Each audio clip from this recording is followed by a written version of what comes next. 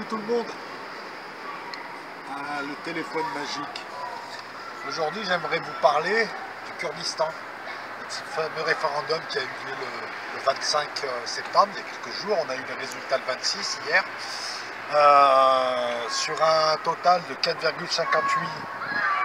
millions et 580 000 inscrits, on a eu 72,16% de gens qui sont allés voter, soit à peu près 3,3 millions de personnes.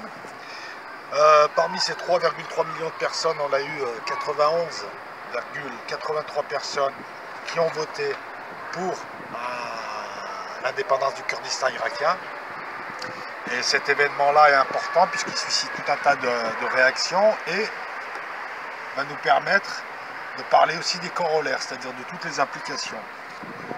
Donc, 91,83% des inscrits, des votants ont voté pour un Kurdistan irakien indépendant, mais le problème, c'est qu'il y a beaucoup de problèmes.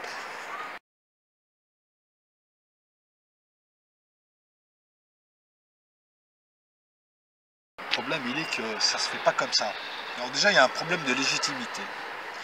La famille Barzani, qui est connue pour être mafieuse, et le fameux Barzani n'a aucune légitimité, puisque ça fait très longtemps que son mandat a été échu. En gros, il est élu à rien.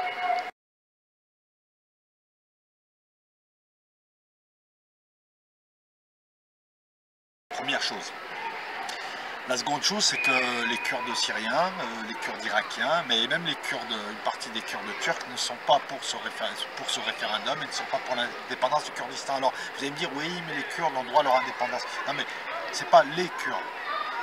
La grosse fiction, c'est de croire en un pays kurde, alors qu'ils sont hyper divisés, politiquement, ethniquement, enfin sur tous les plans. Donc la fiction, le Kurdistan, ça n'existe pas le Kurdistan. Vous avez des populations qui sont ethniquement proches, qui sont étalées sur plusieurs pays, la Turquie, la Syrie, l'Irak, l'Iran, une partie de l'Arménie, il me semble, hein, et je crois même en Azerbaïdjan. Donc déjà, vouloir d'un Kurdistan qui n'a jamais existé, notamment au pays de Sumer, je trouve ça déjà une hérésie, première chose. Ensuite, il faut savoir que n'ont voté que des Kurdes. Alors dans ces régions-là, vous avez des Turkmènes et des Arabes qui n'ont pas pu voter. Puis dans ces régions-là, vous vous rappelez qu'il y a eu Daesh en 2014-2015, qui ont fait fuir beaucoup de gens. Il y a des gens qui n'étaient pas kurdes. Donc, problème encore une fois de légitimité. Les gens qui habitaient cette région, qui ont fui cette région, n'ont pas eu leur mot à dire.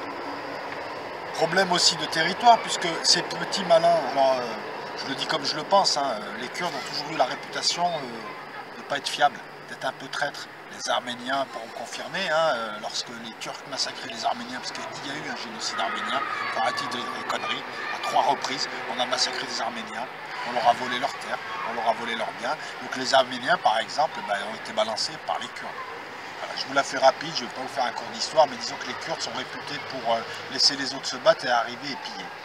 Légitimité internationale, il n'y a aucun pays, à part Netanyahou, qui n'est pas un pays, et qui ne représente que lui-même et ceux qui le suivent, mais pas tout Israël, aucun pays ne reconnaît de légitimité à cette action. Même Macron ne veut pas de ce référendum. Aucun pays, même les USA se sont défaussés. On sent vraiment que, hormis Netanyahou qui a envie de diviser la région, ils n'ont aucun appui. Si vous voulez, c'est des terres sans aucune perspective économique puisqu'ils sont enclavés avec du pétrole arabe, du pétrole irakien qu'ils veulent prendre, et je vais y venir, et qui veulent s'inventer un nouveau pays, alors qu'ils ont déjà une très très large autonomie, ils ont la possibilité de pratiquer leur langue, ils collectent leurs impôts, ils vivent déjà très bien. Après moi ce qui me dérange c'est que la plupart des terres qu'ils revendiquent ne sont pas eux.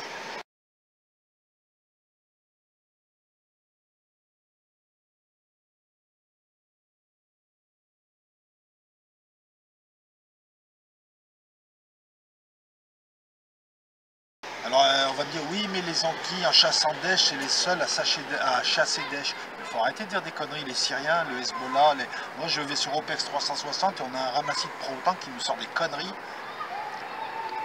toute honte bue en plus, et qui te dit ce sont les Kurdes seulement qui ont libéré. Il faut arrêter cette fiction. Moi j'ai envie de vous dire une chose, les Kurdes sont soutenus par BHL, rien que ça je devrais arrêter la vidéo et me retirer, bon tout est dit. Voilà. Mais quid des autres qui ont combattu Daesh, Daesh introduit d'ailleurs par les Américains, les différents services, et qui a bien servi à diviser. Donc les Kurdes ne sont pas les seuls à s'être battus contre Daesh. Les Kurdes ont été soutenus militairement par les Syriens notamment, qui leur ont fourni des munitions. On veut nous faire croire que par exemple à Kobané en Syrie, seuls les Kurdes ont arrêté Daesh. C'est pas vrai. Deir ez-Zor a été le premier coup d'arrêt à Daesh. Un Daesh qui arrivait avec des Toyota, des pick-up flambant neufs, un armement flambant neuf, et qui a vu des troupes irakiennes qui voulaient lutter contre lui. On leur a dit non, non, non, barrez-vous, laissez leur Mossoul, laissez leur tout ça. Donc voilà, donc aujourd'hui ils veulent Kirkuk.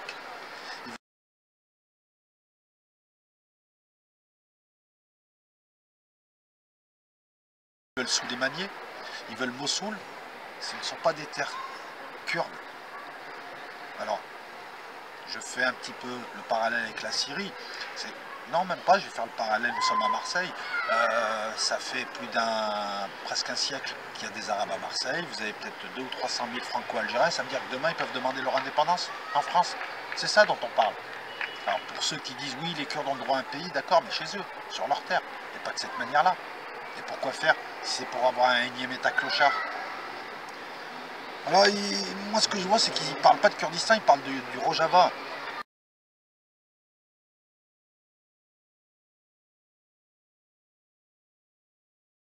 Vous savez pourquoi les mots ont un sens? Parce que s'ils parlent du Kurdistan, ben, ils seraient limités à leur terre historique. Là, non, ils veulent prendre des terres aux autres.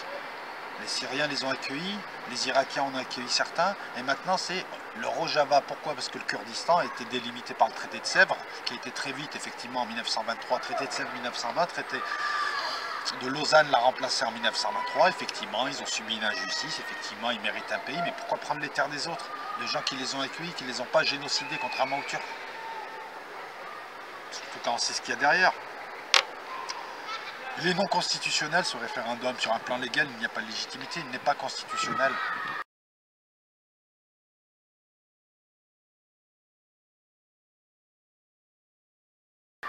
Encore une fois, il y a matière à discuter. Alors on me dit non, ce référendum, c'est pas pour proclamer l'indépendance, c'est pour que la famille Barzani, la famille de gros mafieux qui a mis la main sur cette partie de l'Irak, sur les terres sumériennes, se servent de ce référendum pour mieux négocier. Mais négocier quoi? Ils veulent faire un énième Kosovo?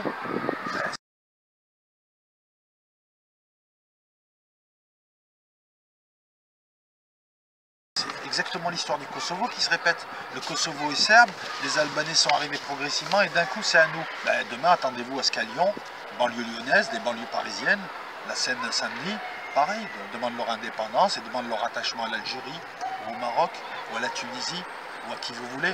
Vous voyez, les corollaires montrent que ça peut aller très loin et que c'est pas juste une histoire d'injustice. Moi je veux bien qu'ils aient un pays, mais pourquoi sur les terres irakiennes aujourd'hui et demain peut-être syriennes? Alors, il y a déjà des incidents, hein. Il y a déjà la Turquie qui a massé ses troupes, qui a fermé ses frontières terrestres et aériennes, les Irakiens qui se préparent à intervenir militairement, parce qu'ils ne vont pas se faire piquer la région de Mossoul, la région de Souleymaniye, la région de Kirkuk, pleine de pétrole. Alors ce pétrole-là, il n'est pas sorti tout seul, pareil, c'est des investissements, excusez-moi, il y a le vent, c'est des investissements irakiens, c'est le travail irakien qui a permis d'installer des pipelines, les forages ont été faits par des Irakiens, et d'un coup, ces gens-là veulent arriver, veulent prendre quelque chose qui ne leur appartient pas, pour laquelle ils n'ont pas contribué, tout ça parce que Netanyahou leur a dit allez-y, allez-y. En plus, ils font rigoler les Kurdes, ils se disent musulmans, ils se font manipuler par Netanyahou qui est là que pour les diviser. C'est systématique dans cette région. Vous avez un type qui arrive, soit c'est un Américain, soit c'est un autre, qui chuchote à l'oreille et qui sème la division. L'Iran, depuis 2-3 ans, a unifié les principales factions. L'Iran a même réussi à se réconcilier avec le Hamas, les traîtres, parce que le Hamas a trahi la Syrie. Le Hamas, c'est les frères musulmans, c'est-à-dire ceux qui sont à la solde du MI6. L'Iran a réussi à unifier les Irakiens. L'Iran a envoyé des troupes et perd des généraux, hein, parce que les Iraniens, c'est comme les Russes. Leurs généraux, ils sont au plus près du combat. Ce n'est pas des généraux cachés dans la capitale. Donc les Iraniens ont unifié tout le monde et les Kurdes reviennent foutre le bordel. Donc après la pseudo-ALS, après la pseudo-rébellion, soi-disant démocratique syrienne, après Daesh, maintenant apparaissent les Kurdes, et les Kurdes irakiens, puisque les autres Kurdes n'en veulent pas. Allez vérifier. Aucun soutien international, même l'ONU ne les soutient pas. aucun pays ne les soutient, à part Netanyahou, qui n'est pas un pays, je me répète. Ils sont pris en tenaille entre la Turquie qui a fermé ses frontières, l'Irak qui est prêt à intervenir, qui a fermé ses frontières aériennes, en tout cas et terrestres, les Iraniens qui ont fermé la frontière aérienne, et la Syrie qui est prête aussi à combattre. Encore une fois, facteur de division. Donc je ne comprends pas, on combat Daesh là-bas, ou on fout la merde parmi les pays dans cette région, où on fout la merde entre pays, entre voisins. Donc, moi ce que je vois, c'est que ça va être le bordel. Ils vont persister dans leurs conneries. Les Turcs vont intervenir, vont rentrer, les Irakiens vont les prendre en tenaille, ils vont se faire massacrer. Et là, bizarrement, il n'y aura ni Israéliens, ni Américains pour les aider. Donc encore une fois, ils vont se faire, excusez-moi l'expression, baiser. Donc il y aura des morts, c'est eux qui vont morfler le plus, et il y aura des victimes innocentes, irakiennes, turques, iraniennes, syriennes et kurdes aussi, parce que moi j'ai rien contre eux. Un facteur de division supplémentaire, on fait joujou avec eux, et ces espèces d'abrutis sortent un drapeau qu'ils ont acheté à Jouer Club et commencent à jouer les nationalistes d'opérette, alors qu'ils n'ont rien, que ce n'est pas fiable, qu'ils ne sont pas maltraités, qu'ils ont une large autonomie, qu'ils collectent des impôts, qu'ils pratiquent leur langue, ils ont leur ville, ils font ce qu'ils veulent. Pourquoi demander, notamment en ce moment, là où on a besoin d'union, pourquoi demander l'indépendance, une indépendance qui ne sert à rien si ce n'est à diviser? Voilà, pour moi, ces Kurdes-là, pas les autres, ne sont pas loyaux, ce sont des collabos. Et je vous rappelle encore une fois que quand il n'y avait pas les Américains, qui c'est qui leur donnait des munitions à ces gens pour se défendre contre Daesh? C'est l'armée syrienne.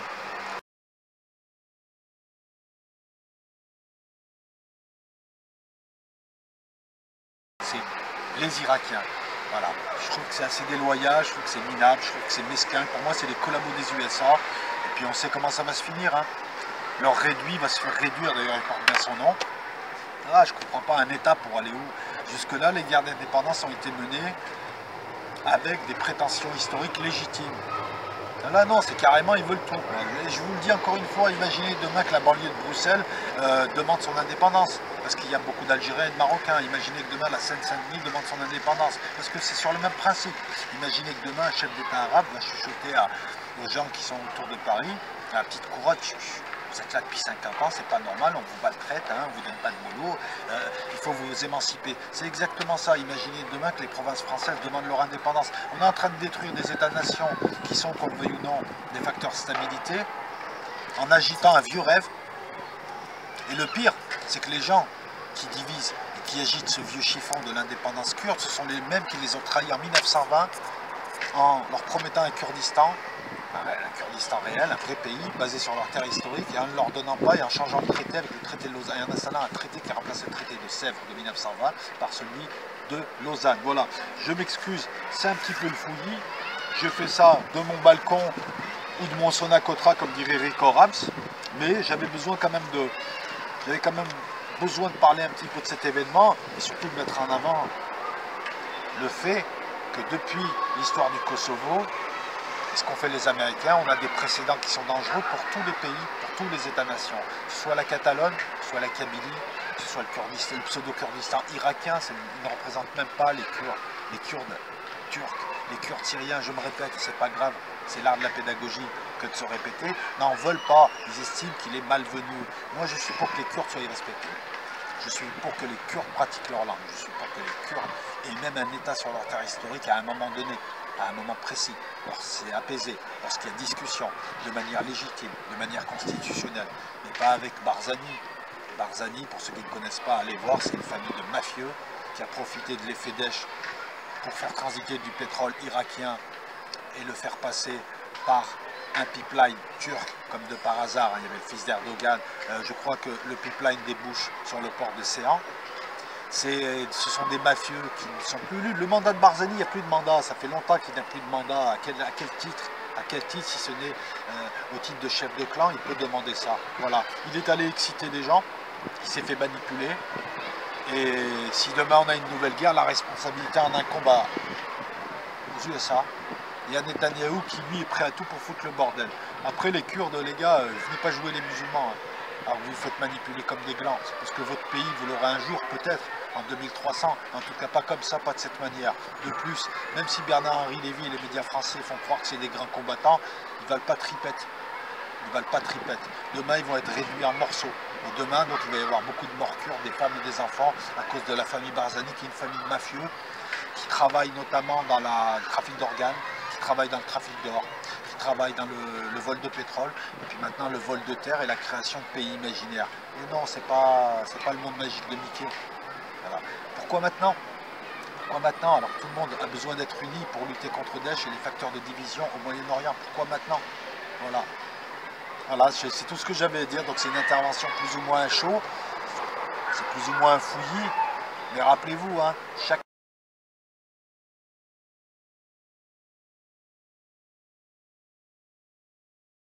pays a des provinces qui peuvent faire sécession. Et c'est le bordel. C'est d'ailleurs à ce que veut un petit peu de nouvel ordre mondial, hein, pour l'Europe. Des super provinces et plus d'État-nation. Or, l'État-nation est le seul cadre prédicteur des peuples. C'est pas une grosse région, même la Catalogne, même les Basques, même la Corse, même la Kabylie, quelle que soit la région, une région seule ne peut pas lutter, la Savoie si vous voulez, une région seule ne peut pas lutter contre le nouvel ordre mondial. Les pays peuvent. Pensez à tout cela, pensez surtout au corollaire, ne vous faites pas avoir avec cette histoire de c'est injuste, les pauvres Kurdes, qu'ils fassent un pays chez eux, mais pas sur les terres irakiennes. Mossoul n'est pas eux.